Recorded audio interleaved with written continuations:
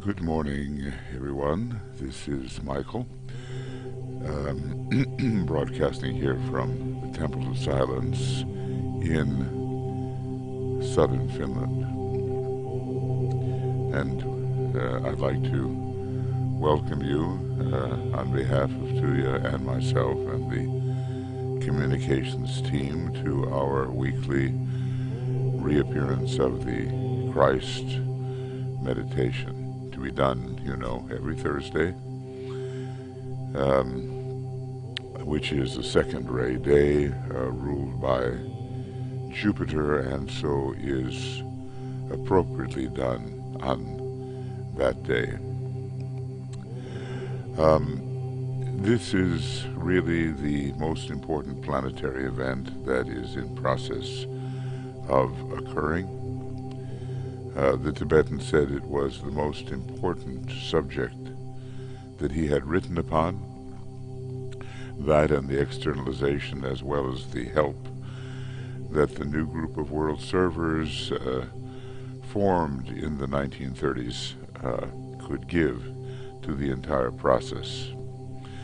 The opportunity exists for us not to be only a man or woman of goodwill, but to be a true and ongoing server of the divine plan of humanity, of the hierarchy.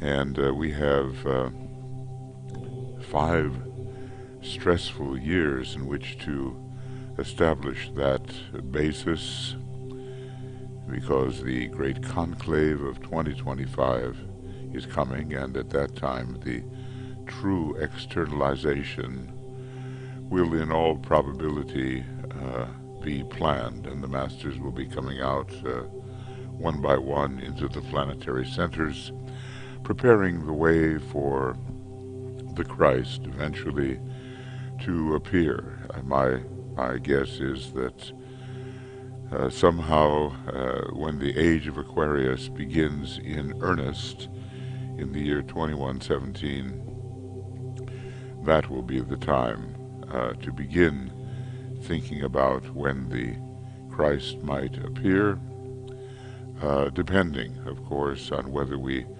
manage some degree of world sharing, some degree of peace, and whether we manage to clean house, as it were, in the political area and in the church area, both of which are very dangerous when combined in the wrong way. Now I'd like to continue a little with our reading here.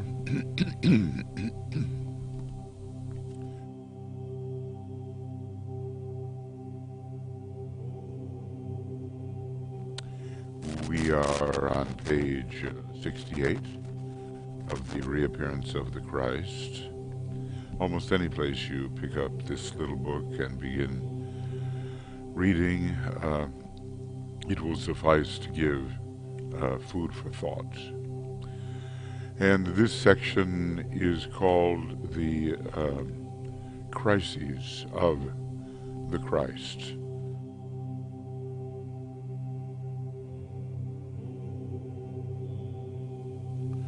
And the segue here from what we read before, let us therefore try and appreciate not only the opportunity which Christ has to help us, which is the usual presentation, but let us look also at the crises and problems with which he is confronted as he faces the work which he must do,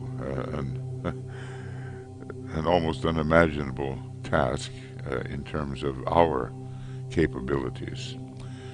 So, a little bit then from this section called the Crises of the Christ. In the life of every disciple, particularly of those who face certain great expansions of consciousness, a point of crisis will come about. In that point of crisis, decisions are voluntarily or involuntarily made. Sometimes not making a decision is, as we know, a decision. Having made them, the disciple then stands at a point of tension with the decision behind him and the next step to be taken becoming clearer to his mental perception and influencing his attitude to the future. When the work is done in the period of tension, then there comes what we might call the point of emergence. This is both an emergence from and also an emergence into a field of experience. So, let us highlight this kind of classical trinity: crisis, tension, and emergence. And there is a tabulation of the various years according to the 3-year cycle,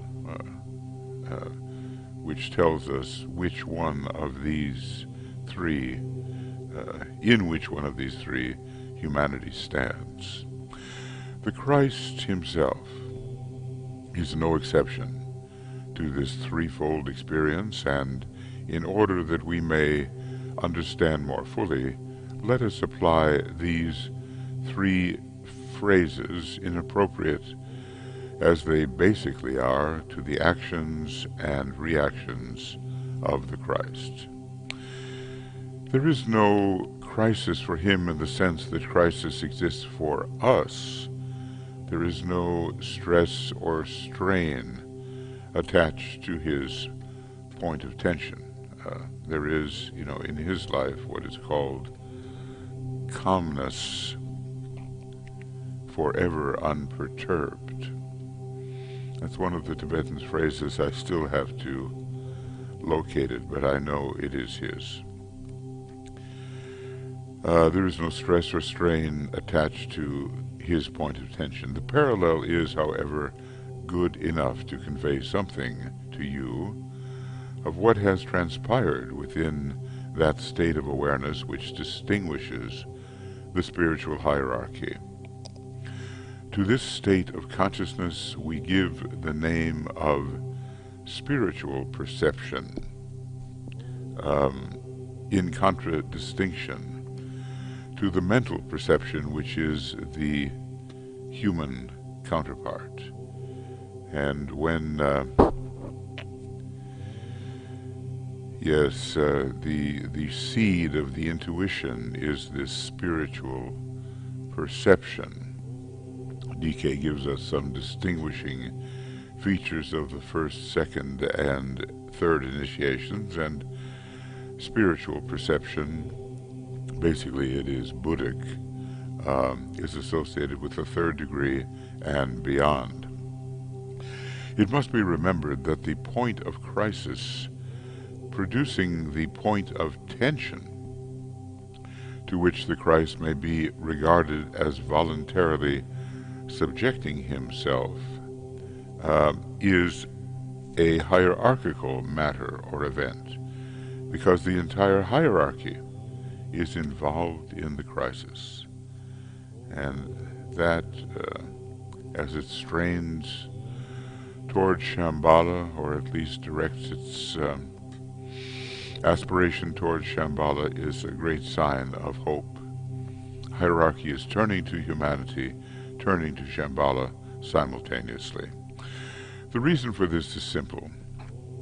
The Christ and his workers know only the experience of group consciousness. A separative participation and attitude is unknown to them, for their state of awareness is inclusive and in no way inclusive, and so they carry the Buddhic vibration, the sixth principle, the love-wisdom sixth principle of Buddhi, and they include all of humanity and have the inclusive attitude towards their outer and inner environments. Okay. Using, therefore, human terminology in order to interpret the divine reactions of the Christ and his disciples, it must be realized that the point of crisis, which is responsible for hierarchical tension and for the eventual appearance or the emergence of the Christ, lies behind the Christ. It is in the field of long past experience. Well, in the Garden of Gethsemane, he acquiesced to the will of God, Sanat Kumara in this case, and agreed to continue his work for 2 bodhisattvic terms. The consequent point of tension is now controlling the affairs of the spiritual hierarchy and its many groups of workers. The point of decision, as it is called in all hierarchical circles, was reached during the period between the full moon of June 1936, a great full moon movement, well, should we say, a goodwill movement, and the appearance of the first of the great invocations occurred at that time. And the full moon of June 1945, those 9 years, the point of decision was reached. Hierarchy too has its determinations, and they are left free, and so it's a matter of their own free will in the acquiescence to the will of Sanat Kumara. The point of decision covered, therefore, 9 years, a relatively brief time, 9, in a way, the number of completion. It resulted in the decision arrived at by the Christ to reappear or return to visible presence on earth as soon as possible, and this is noteworthy, considerably earlier than had been planned. Apparently the crisis was such that that kind of decision was beneficial to the plan and to humanity as a whole. This decision was necessarily made in consultation with the Lord of the world. After all, the Christ is a member of Shambhala, the Ancient of Days of the Old Testament, and the, quote, one in whom we live and move and have our being of the New Testament. He is the custodian of the will of God, God, the planetary logos. He is a kind of emanation of the planetary logos. It was also made with the full understanding and cooperation of the masters and the senior initiates. We can imagine that the three great lords, the Manu and the Mahachohan, were involved with the Christ in accepting this. This was inevitably so because their participation and help were imperative. It's not only in the department of religion that this occurs. They also necessarily had to be with him in thought and cooperating mentally, because his reappearance, connotes a great hierarchical approach to humanity and a great spiritual event. And so many of the disciples and initiates are in departments other than that of the Bodhisattvic department. Let's see, a little more perhaps. The decision was nevertheless the decision of the Christ, and marked not only a point of crisis in his experience, but a point of climax in his expression of divinity. He was and is taking a long process called the seventh initiation, and I think in 1943 a kind of high point of love was reached with respect to Gemini, and that important determinations were made at that time. With all reverence and within the bounds of our human understanding, DK is so, he's a humble man, and when he speaks of these greater beings, and we throw around the terms almost glibly, he often prefaces what he has to say with the phrase, "With all reverence may it be said," okay? With all reverence and within the bounds of our human understanding, it must be remembered that there is nothing static in the entire evolutionary process of our planet or of the cosmos. This is the law of mutation. There is naught but process and progress, a moving on, an increasing attainment, and a mounting achievement. Okay. This is, one of the great sins involved here is the determination by the concrete mind of some religions that the last teacher has come and the last word has been said, which, if one widens the mind out of its concrete orientation, is seen to be, of course, ludicrous. To this great law of the universe, a law of mutation, even the Christ himself is subject.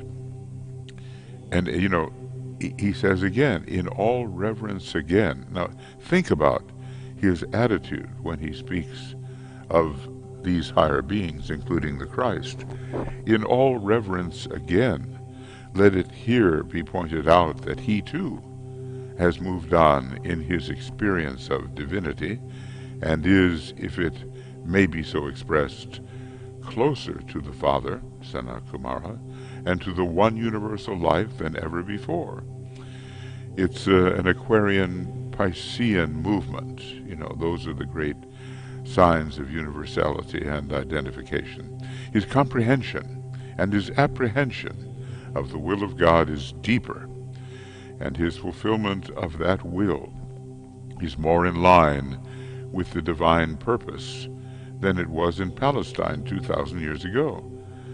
There has necessarily been on the part of the Christ a growing perception of the intention of the divine mind as it is embodied in that identity to whom we give the name of God. Well, I think, I'd love to read on, but we have our meditation to take care of. And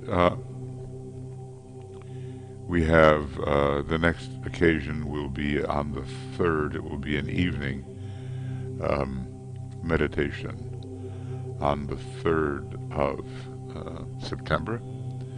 So, okay. I hope I can, beginning again on 3 September 20, and let's just say 5 p.m. GMT. It's such a wonderful book, and gives us that sense of participation that is indispensable if we are to work with effectiveness in this great process. It's not an easy process. It's a dangerous process because of all things. The lords of darkness, the lords of form, want to prevent this from happening in the right way. And so it is necessary to, as the Tibetan says, to mark out for protection those who are working, particularly on the reappearance of the Christ. All right. Now, friends, let's go into our meditation, which is perhaps the main point. But we have to be also informed, so a little bit of reading ahead of time can be of use to us. Okay.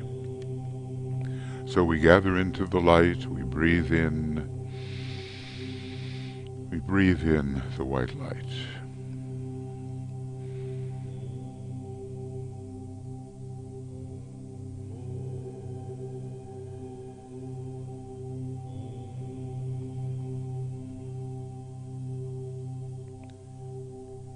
And we see our co-disciples in the light.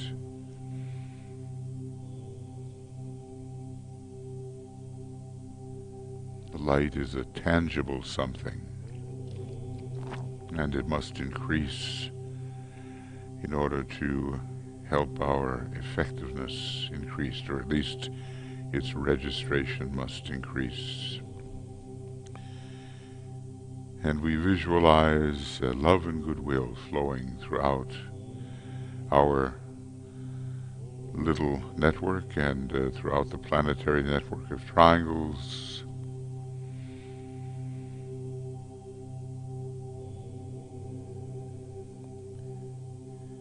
We achieve a positive and intended personality quietness.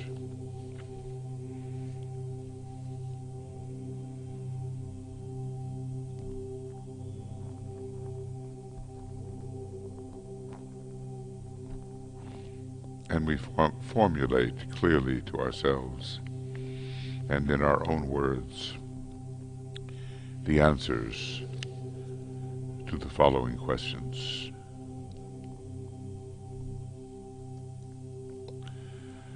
As a member of the new group of world servers, what is my specific fixed intention at this moment of dedicated contact with my soul.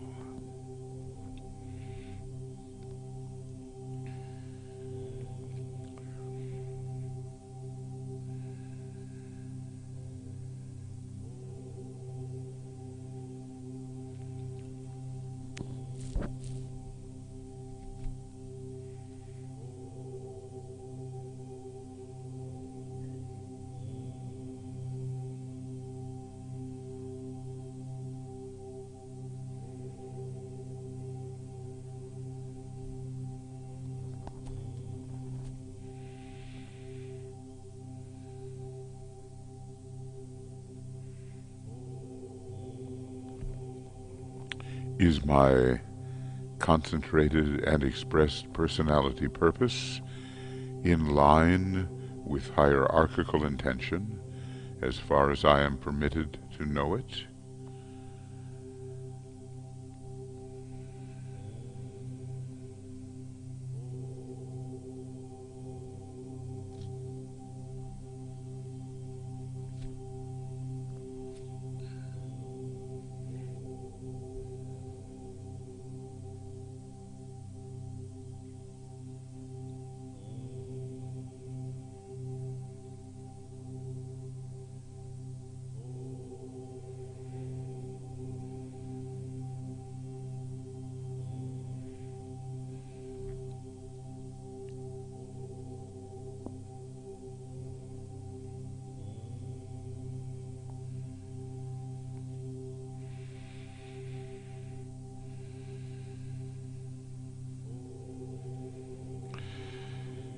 Have I, in my own personal daily life, earned the right, because of definite effort and not so much because of success, to stand with those servers who are now undertaking the work of preparation?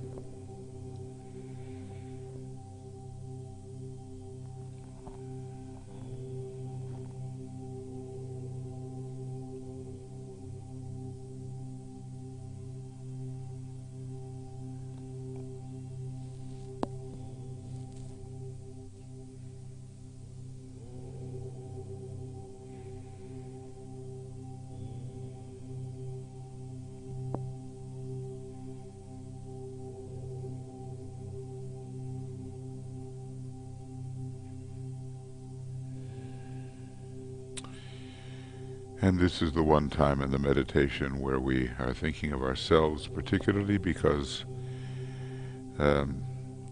it's a method of personality-focused attention and aligns our personality on the mental plane. Now we want to bring to bear always in these questions, though they are in our own language expressed, we want to bring to bear the light of the soul. And then we say together this very powerful mantra, which in a way, separates the sheep from the goats. Eventually, Aries will be the great sign of initiation, but right now Capricorn is that sign. And so we say together, forgetting the things which lie behind, I will strive towards my higher spiritual possibilities. I dedicate myself anew to the service of the coming One, and will do all I can to prepare men's minds and hearts for that event. I have no other life intention.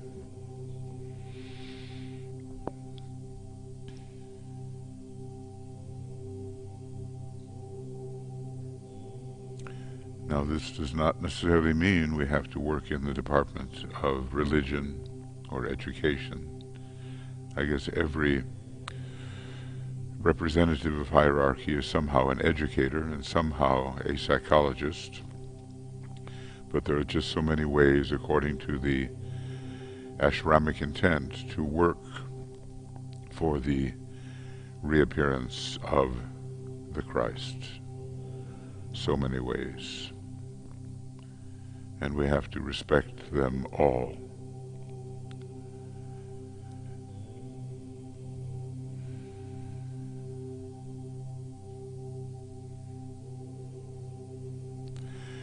Now we visualize the world situation as best we can in terms of our major world interests and with what knowledge of world affairs we may possess.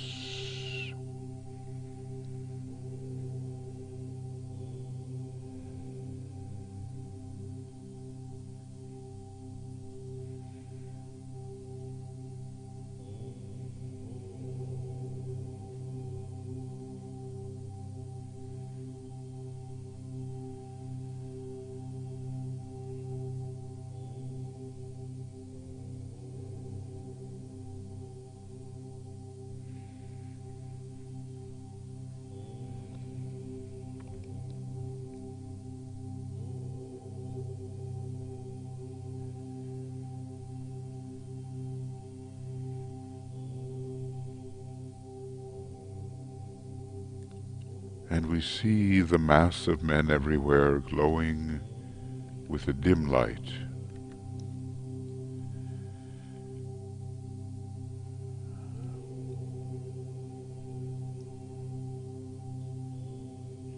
But here and there, points of brighter light where members of the new group of world servers and men and women of spiritual intention and of loving hearts are working for their fellow men.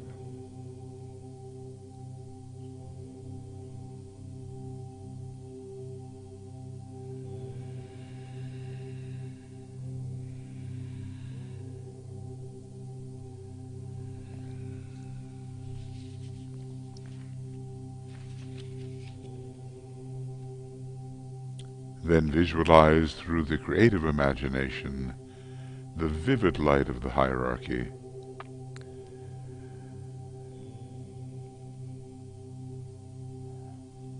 streaming towards humanity and slowly merging with the light which is already within humanity.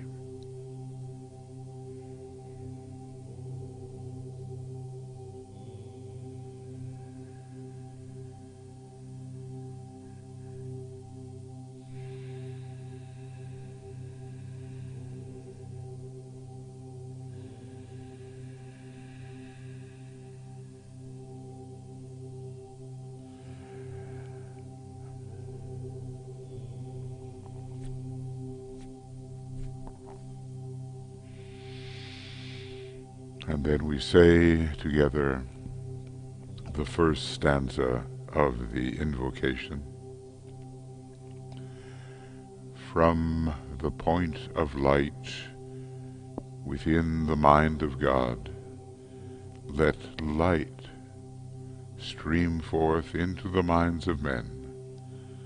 Let light descend on earth.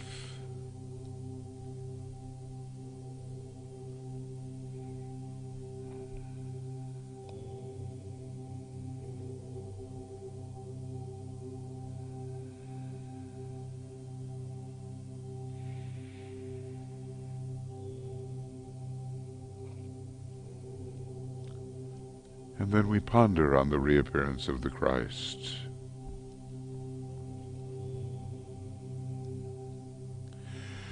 Realize that no matter by what name he may be called in the many world religions, he is still the same great identity.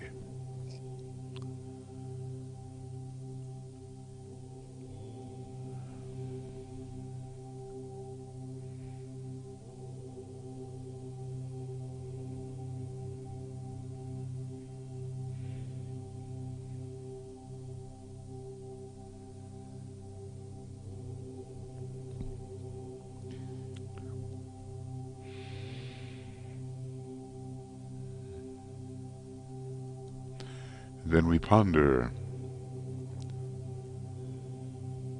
on the possible results of his reappearance.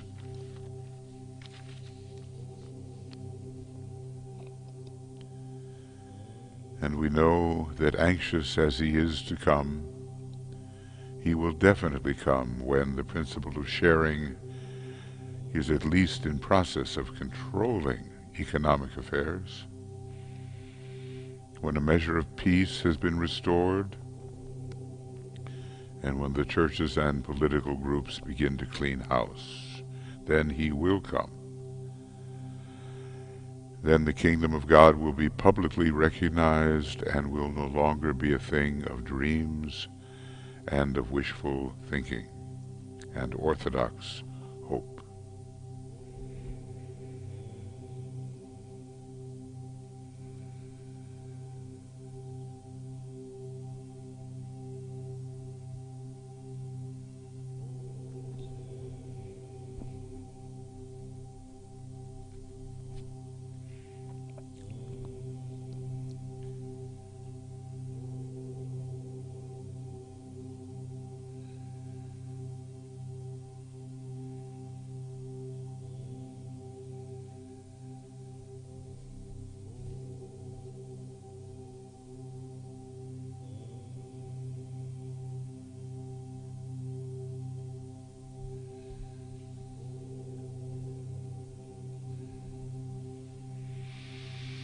And then we say the second stanza of the invocation from the point of love within the heart of God.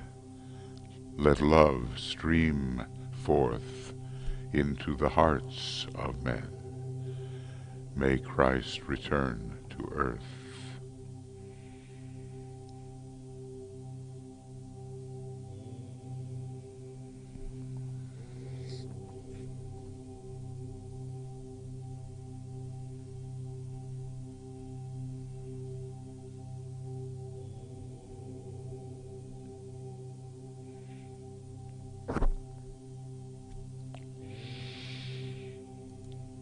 We endeavor to concentrate our fixed intention to serve and to spread love in our surroundings.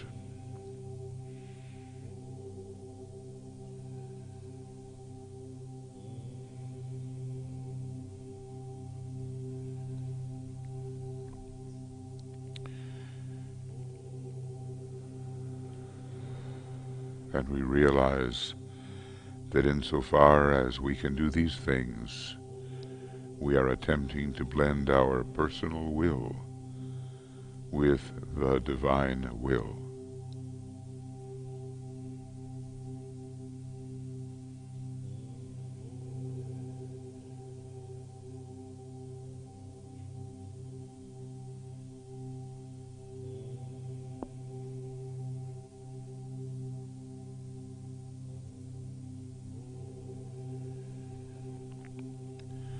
And then we say the third stanza from the center where the will of God is known.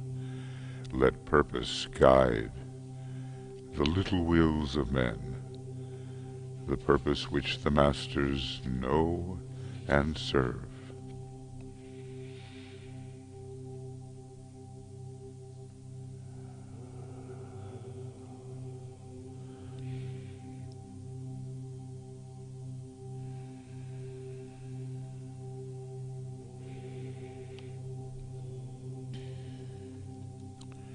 We lay practical plans, thinking of what we can do in the coming week to further preparations for the coming of the Christ. It may be that he will not show up in reappearance for a century, maybe more. It makes no difference. We are part of a group of forerunners who are preparing at this time for a great eventuality, the externalization of the hierarchy and the reappearance of the Christ.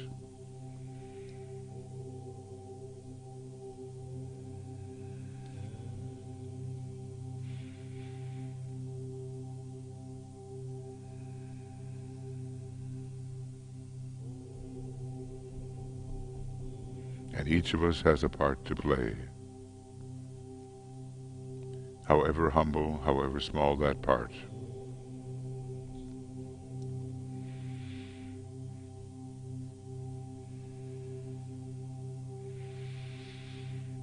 We can be like the little bird that helped put out the forest fire one drop at a time.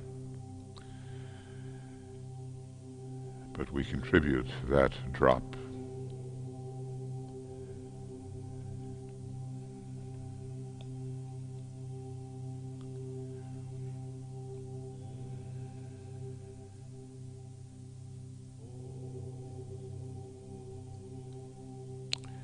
And let us respond to the vibration of the Christ. Let us commit ourselves in His name with this little mantra. We have gathered in your name, Lord Maitreya. Be with us.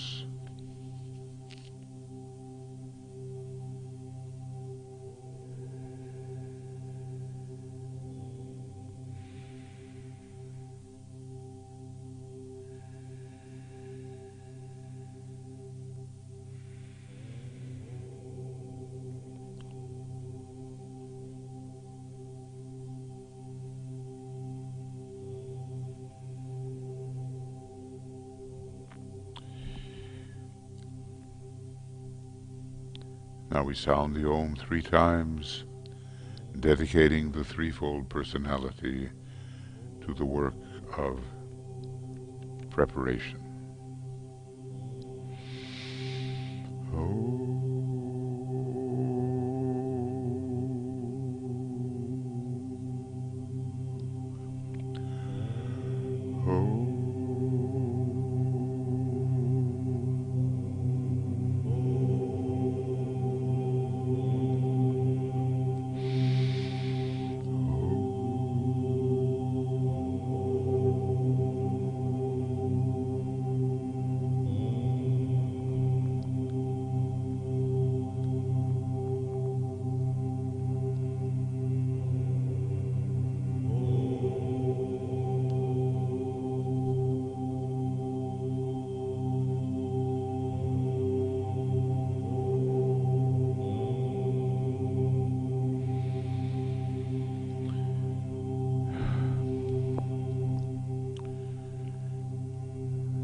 Thank you, friends, for your participation. Tonight we continue with our Identify as Being. It's a different track, you know, and has to do with the attempt to actually perceive oneness in all diversity. And we will continue with our work in the Ask program this week as normal, with the full moon in Virgo coming up, and also for those that are in the Blue Rose group, we will have the Birth of Mary celebration on the 8th, I believe. I'll consult with Tuya on that. The 8th of September, the traditional day, you know, when she is said to have been born. Mary, the ideal of the acquiescent disciple, doing her duty, and really interestingly associated with the earth as a whole. So we'll play a piece from the Reappearance of the Christ.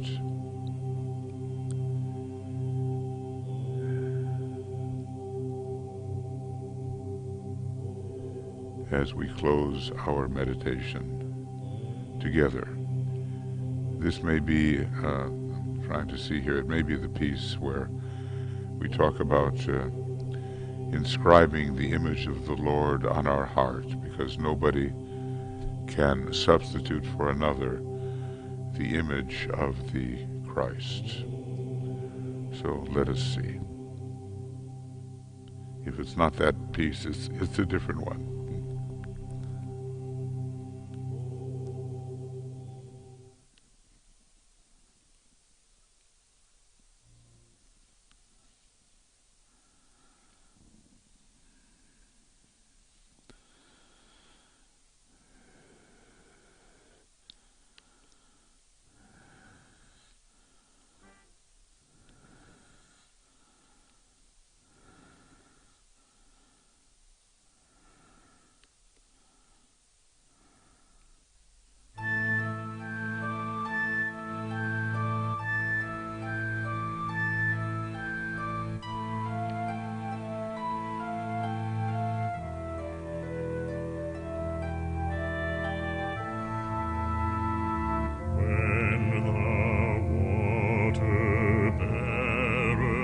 Age has nearly passed, when the burden has been borne unto the destined end, the task complete.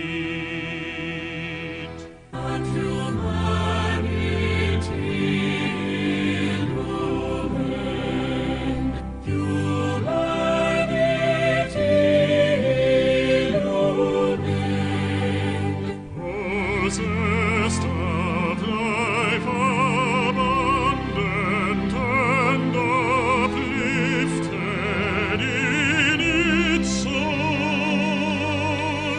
and brotherhood established in the heart of all mankind.